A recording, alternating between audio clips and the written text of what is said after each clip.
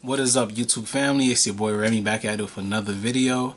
This is going to be episode 5 of my road to recovery, and I'm feeling really good right now. Things are going in the right direction.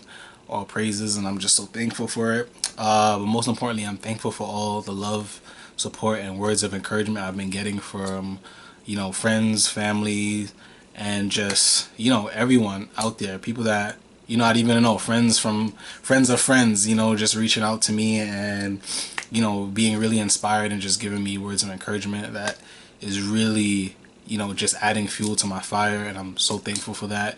So thankful of just the positive feedback that I've been given. So shout out to you guys for being loving, caring, supportive, and encouraging. I really, really appreciate that. And it really has really made a huge difference in my life at the moment and everything that I'm going to embark on. So with that being said, moving forward, as you can see, the title of this video is called Updates, Goals, and lastly, Intermission. So moving forward, I'm just going to give a little bit of breakdown about what those 3 components are. So the first thing I want to update you guys on is my second acupuncture session was yesterday. Today's Friday, July 3rd, 2020. So my second session was yesterday, Thursday, and it went relatively well. It went a little bit, it was a little bit of a emotional session. I'm not gonna show that because, yeah, it wasn't really a good look, but it's alright, we're just gonna talk about it.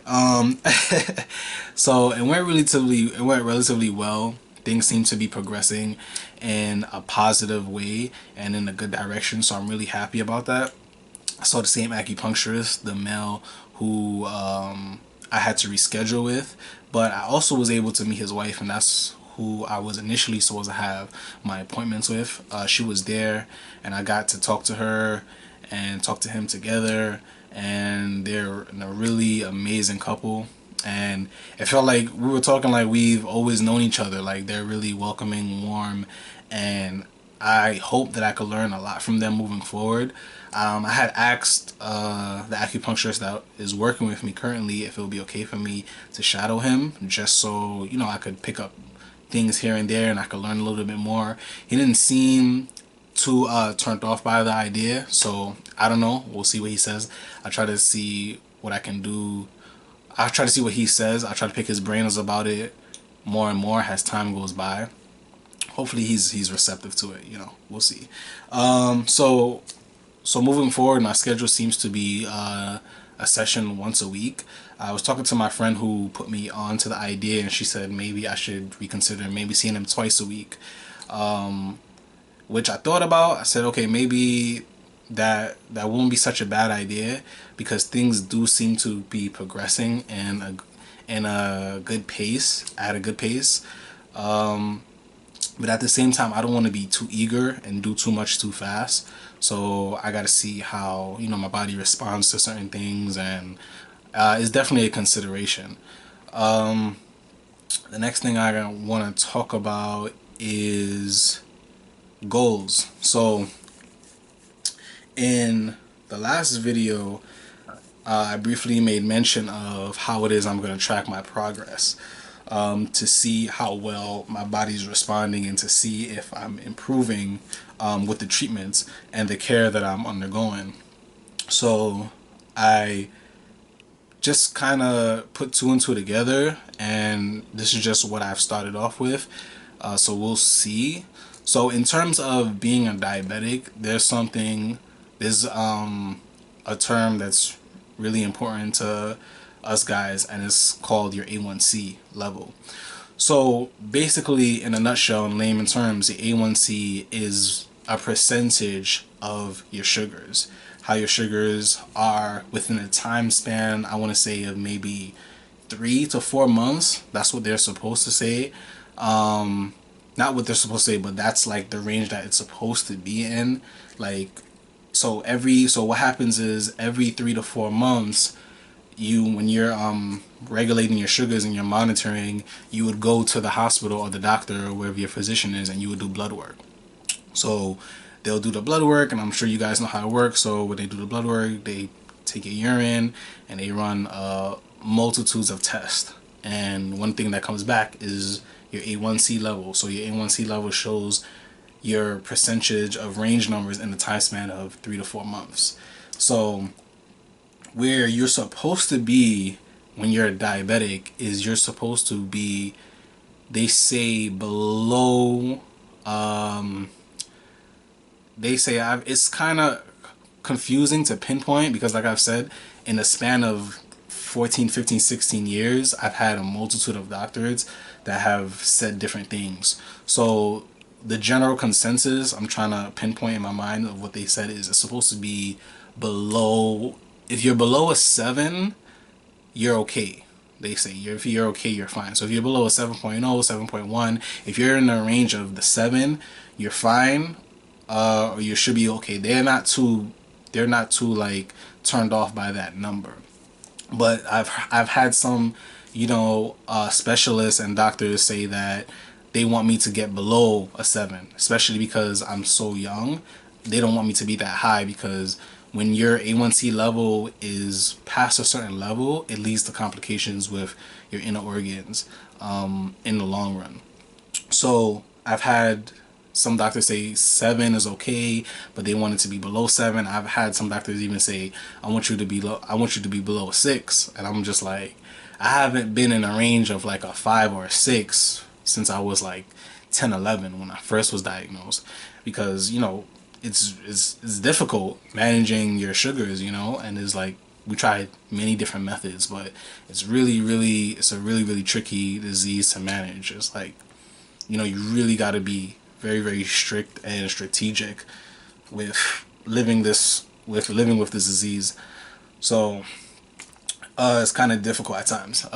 So where they don't want you to be is over a 7.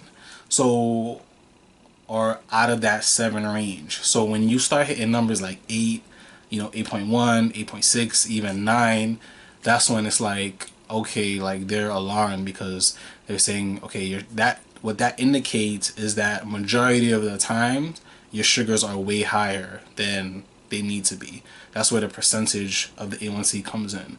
So when your A1C level reflects an 8 or a 9, it means like 9 times out of 10, or the majority of the time, like I mentioned in the previous video, my average is as long as my sugars is like 80 to 120, 130s, 140s, 150s is not that bad, but 80 to 120 is where my range is. So if I'm in that range for a time period of, let's say, 3 to 4 months, because that's when they want you to come in and do blood work, then my A1C would probably be like in the 7s.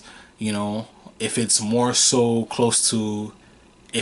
in that range, like 80 to 120, or even, are there for the most of the time, then my A1C would probably be below a 7, which is what they want. But that's very, very tricky to do based off what you're eating, what you're drinking, some multitude of, different variables that can affect that when you're diabetic. So when you're at 8, 9, that would mean that I'm out of that range. That would mean like most of the time my blood sugars are 200s, 300s, and that's where I am. And in my previous video I said that when your blood sugars are high, most of the times it causes damage to your internal organs, like your kidneys and things of that nature. And when it's like that for a long time and your A1C is higher, it's more of a chance that it's going to lead to damages, especially in the long run. So they try to keep it down and try to really, really encourage you and work with you to have your A1C at a specific level. So in terms of being on the medicine that I've been on and exercising, my range has always, in the past, I've been like in the 8s, and I'm gonna show you guys that in a little bit. So the last A1C that I did was back in November of 2019, if I'm not mistaken. So I was due for one, so 3 months, December, February, March. So I was due for one relatively around, I want to say around like February, March. Yeah, like around February, March. But as you know, that's when all the outbreak of Corona broke out, and I was just like, yeah, I'm not coming to the hospital right now. I don't think that's the smartest place to be, especially with everything that is going on. And typically, I don't want to go too deep into this because you know people have their own different perspectives when it comes to this virus and stuff like that.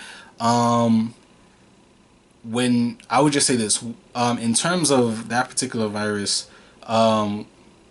people like myself have to be a little bit cautious, a little bit more cautious, because the virus is really, really, really affecting and impacting people that are elderly and people that have compromised immune systems. So naturally, when you're diabetic, your body's already compromised.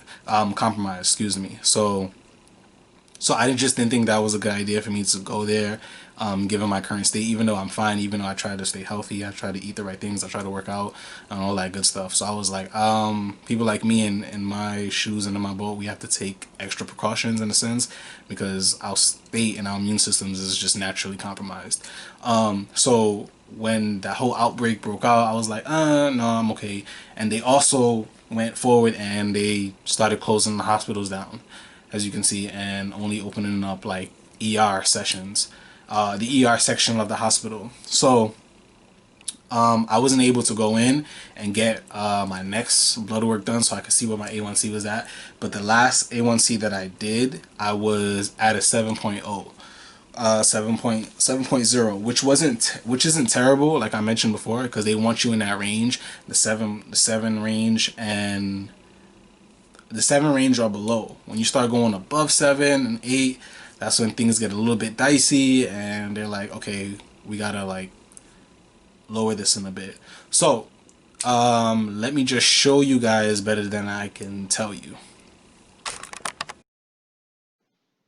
All right, so as you can see, this is my patient chart. So you see all this good stuff here: sodium level, potassium level, chloride level, things of that nature. I have to blur some of this stuff out. I can't be, all in my business and whatnot. But what I really want you guys to focus on is basically what I was talking about before, which is the hemoglobin A1C level. So if you look at the top here, it shows the dates um, that I went in and the dates that I got my results. So the first column here, you can see my A1C level was 8.2, which is not the best. Like I said, they want you in that 7.0 range or below. I'm at A1, my A1C level here is at 8.2, which is relatively high. So I wasn't really happy about that. And that was July 3rd, 2018. And then I came in, I did a next one and it went up about 4 points. I was at an 8.6, which is bad. I was going in the wrong direction, and this was July 8th, if I'm not mistaken, or 6th. I can't make that out. I think it was July 8th, 2019. And then the next one I did, it was, like I mentioned, my last one was November of 2019, and I was at a 7.0. So I was started off bad. I started getting a little worse and changed my diet up a little bit, and it shot back down to 7.0. There's spaces in here, and that's relatively on my behalf because, like I said, they want you to come in every 3 to 4 months, and it's just like sometimes, life gets the best of you. Sometimes things get out of control. You don't really have time to come in there and things of that nature. So it's kind of a jump from 8.2 to 8.6 in the time span of months wise, and then I go from 2019 to November, 20, sorry, yeah, July 2019 to November 2019. I gotta try to be a little bit more consistent in time in terms of this, but sometimes, like I said, every 3 to 4 months is kind of a bit excessive, but I understand why they want you to do it, just so you could track yourself and be on top of things. So I'm gonna work a little bit better on that. But as you can see, last A1C was 7.0, and before that I was in the ranges of 8. So moving forward, we're looking we're looking forward to or looking to drop this number below 7.0 0, so sort of in that 6 range or even lower if that's possible. So, as you can see, my patient chart, I gave you guys, I tried to give you guys a visual breakdown of the things that I was talking about verbally. Hopefully you guys understand that and you guys were able to see. My apologies if it's a little bit unclear or hard to read. It's very hard to get information from about myself, about my personal medical history from the hospital as of right now because of everything that's going on due to Corona. So, just bear with me on that. Luckily, I was able to talk to somebody and I was close with somebody on the inside that was able to give me some information about what I was looking for so I could give you guys the visual representation. She wasn't able to send it to me the way I would have liked for her to, but you work with what you got. So the best that she could have done was basically just took a screenshot of it or a picture of it, and then she sent it to my Gmail, and I downloaded it, and that's what I showed you guys. So hopefully, moving forward, I can acquire, depending on the way that the hospitals are progressing in the midst of this virus, will let me know the things that I can do and things that I can't do. So moving forward, that's why we're gonna segment into this intermission section. Like I mentioned before, I'm long overdue to go into the hospital to do blood work just to see where I'm at, see how I'm doing, and see what my A1C is. So because of how things are set up in the hospitals and what I mentioned before about me having to take the necessary precautions because my body is naturally compromised, I'm trying to be very, very cautious in that area. So it's gonna probably take some time for me to go back into there, depending on how they're moving and depending on how I feel about putting myself in an environment like that. So that's why this intermission period is needed. So the way that I wanted to break this up, and someone gave me a good idea. They said basically what I should do is segment it. So basically show you guys the beginning half, show you guys the middle half, and then show you guys the ending. So for those of you who've been rocking with me since the beginning, you guys are basically caught up to date about what I've been doing. So you guys know what's happening in the beginning segment of my journey. So I gave you guys the introduction, some of the things I've been dealing with, and what I'm trying to do, in terms of acupuncture and things of that nature. So now we're gonna transition into the middle part, which is gonna be a short break intermission until I'm able to go back into the hospital and see what my A1C level is and see if undergoing acupuncture and everything that's associated with that has dropped my A1C level below a 7, because that's where I am now. And then in the end, I'll show you guys, where I am, like just a last update of where I am, how I'm doing, and what I'm gonna do moving forward. So that's what it's gonna look like. I'm still recording, still gonna document everything so I can share with you guys and give you guys brief updates in between if I'm able to.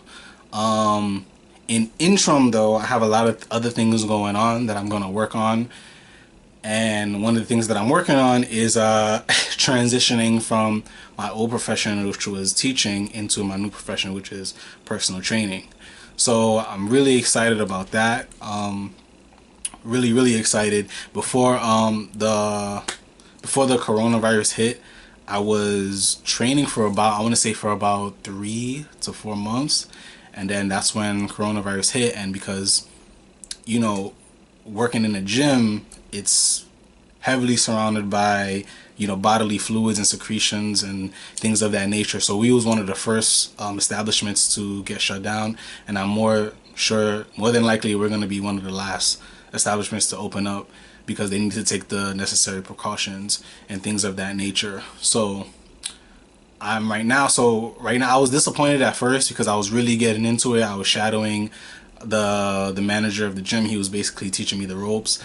There's a lot to learn. I've trained people in the past, but I have never trained them professionally on this level. So it's really a lot to learn and a lot to stay on top of and catch up on. So I was disappointed, but you got to put a positive spin on everything. So what this has done has given me the time to study for other things. So when you're for those of you who are personal trainer or familiar with it, you can't just jump into personal training, no matter if you have it doesn't matter if you have experience in that field or not. You have to basically shadow, and then you have to be licensed. So in order to be licensed, you got to take your CPT exam, which is your certified personal trainer exam, and surprisingly, it's a lot to know and it's a lot to study. So it was kind of difficult studying that, and also shadowing my mentor at the gym and things of that nature. So this virus just shutting down so the virus shutting down the gym has just given me time to just focus on that exam, and I'm preparing for it. I think I have to take it in a month. So pray for me. Hopefully I pass, and that's just one more obstacle out the way, so when things do open back up, I could just jump back into things, and which will make the transition just a little bit more smoother. So that's another thing. And also, even though I'm gonna put this segment or this project, the Road to Recovery project, on hold, I'm still gonna upload. So like I said, I'm gonna keep you guys posted on where I am with the personal trainer thing. And also what I'm gonna do is, I feel like I haven't really had time to basically tell you guys about myself, because I've been more so focused on just this project that I've been working on and giving you guys information on that.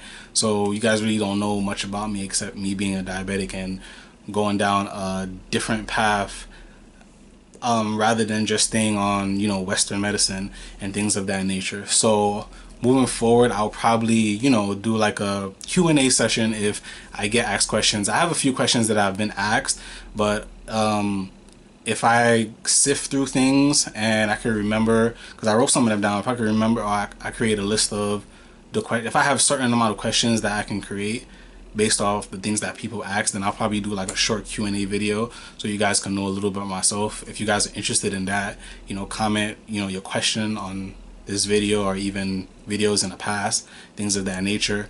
If you want to know a little bit more about me, or you guys can follow me on my Instagram. I just opened up an Instagram page, so follow me at righteous_Remy. Righteous_Remy. I know it just flows, right?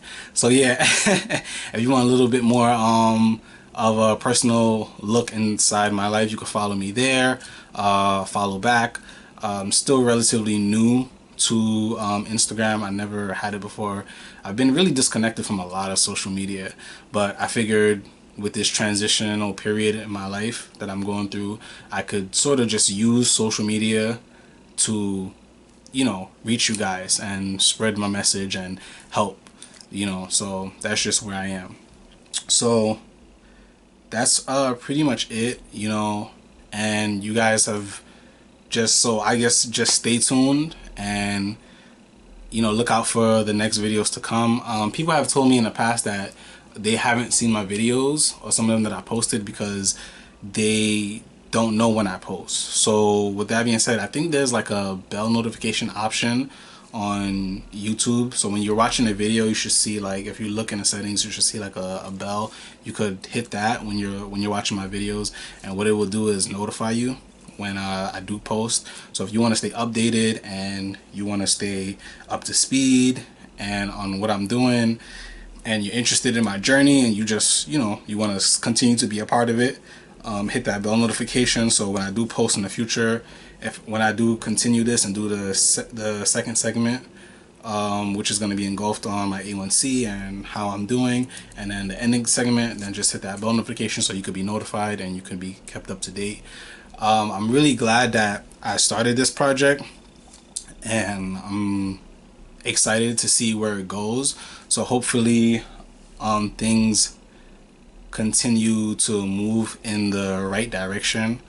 And one of the reasons why I posted it, or why I started this project, was put that information out there. and just let people know that there are other methods, there are other ways of becoming whole again. You don't have to continue to go down the Western route, especially if you're dealing with chronic illness, because Western medicine is really not going to lead you to becoming whole. You know what I'm saying? So it was really just to tell people, to turn away from seeking the new ways of doing things, because, popping pills and injecting yourself with medicine and things like that, our ancestors didn't know anything about that. Our ancestors were more holistic and natural. So one of the main purposes of doing this video was just to basically try to inspire people to seek the ways of the ancients, seek the ways of our ancestors, so we could become whole again.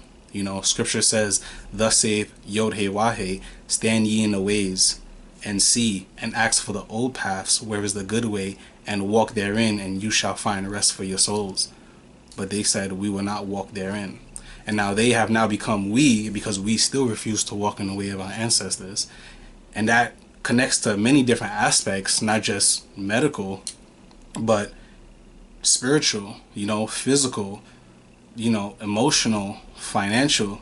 And us not doing, or us not walking in the way of our ancestors, we don't have rest for our souls, like the scripture says. That's why we continue to struggle emotionally. We continue to struggle spiritually. We continue to struggle financially. That's why we continue to be the tail and not the head. We refuse to do things the way that they did, and it's not working for us. All across the boards, our people are still suffering, and we're number one in all these illnesses and all these diseases and all these chronic illnesses. So why is that? Because instead of seeking the ways of the ancients and the ways that our ancestors did things so we could be whole, we're seeking these new age ways of doing things, which are proving to be ineffective. We're seeking witches and warlocks to prescribe sorcery for us that's leading to more harm than good. We're seeking doctors to prescribe medicine to us that's doing more harm than good, and somebody's going to catch that mistake that I just made. So I get I know, I get a little bit overly passionate about this sometimes, because it really affects me in a different way, especially because I'm going through these things personally. When I look at myself and I'm dealing with these things, and I look at our people and our numbers we're number one across the board in every negative thing, it affects me. You know what I'm saying? Personally. And, just someone just has to say anything, and the hope is maybe if a lot of us say things, then they could wake some of us up. And some of us can turn away from doing things the same old way that's not leading to a restoration of health, and seek out a more positive and wholesome way. So hopefully, these videos so far has taught you guys something, has, inspired somebody, or inspired a multitude of people, or ignited something in somebody to say, okay, let me at least look to see what this guy is talking about. What's the difference between Western medicine and Eastern medicine?